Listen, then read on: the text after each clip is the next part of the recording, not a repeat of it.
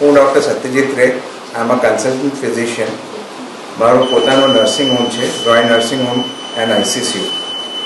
હવે તમે જોયા છો કે આજે હું બ્લડ આપું છું. I am donating blood.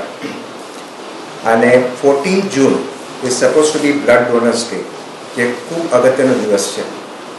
હવે બ્લડ ડોનેટ કરવું મારા માટે સૌથી પુણ્યનું કામ છે. તમે મંદિરે જાઓ, તમે બીજી જગ્યાએ જાઓ, તમે દાન કરો, પણ રક્તદાન એટલે બીજા માણસને જીવન આપવું.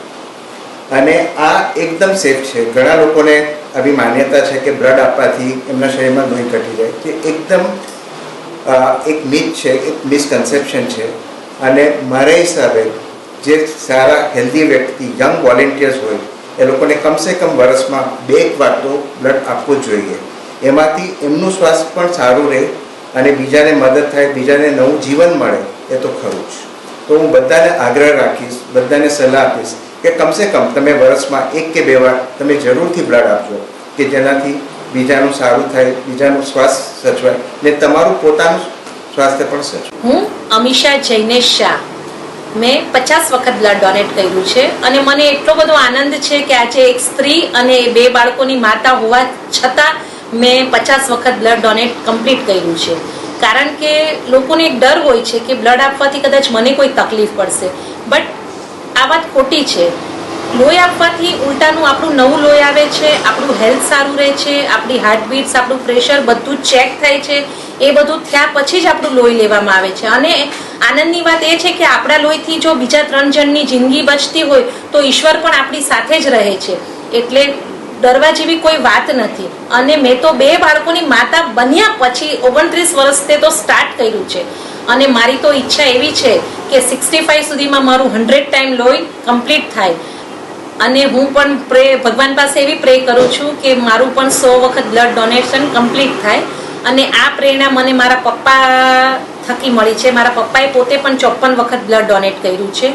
અને એક સ્ત્રી તરીકે હું એક જ અપીલ કરું છું કે ડરવાની કોઈ જરૂર નથી.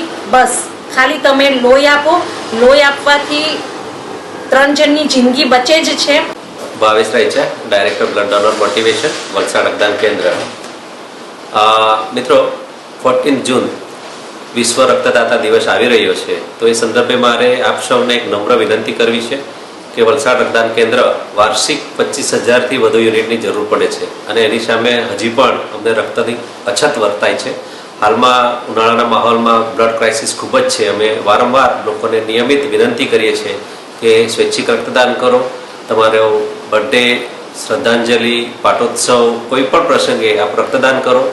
રક્તદાન શિબિરનું આયોજન કરો. અને સૌથી અગત્યનું, આ વલસાડ ખાતે સુંદર બ્લડ બેંક આવી છે, તો આપ એમાં પણ આવીને રક્તદાન કરો, જેથી સગર્ભા બહેનો, સિકલ સેલ એનિમિયાના દર્દીઓ, થેલેસેમિયાના દર્દીઓ, એક્સિડન્ટ કેસીસ જેને નિયમિત રક્તની જરૂર પડે છે, તો આપણે આપણા એક રક્તદાન થકી કોઈ 3 વ્યક્તિને નવજીવન આપી શકીએ.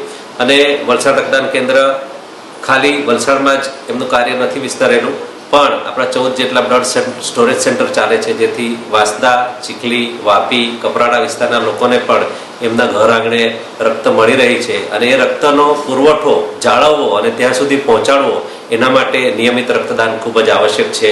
મિત્રો, વલસાડ રક્તદાન કેન્દ્રની આખા વર્ષ દરમિયાન અમે 22,000થી 23,000 યુનિટ સુધી રક્તદાન મેળવી શકીએ છીએ, જે સૌ રક્તદાતાઓને રક્તદાન શિબિર આયોજકોને આભારી છે.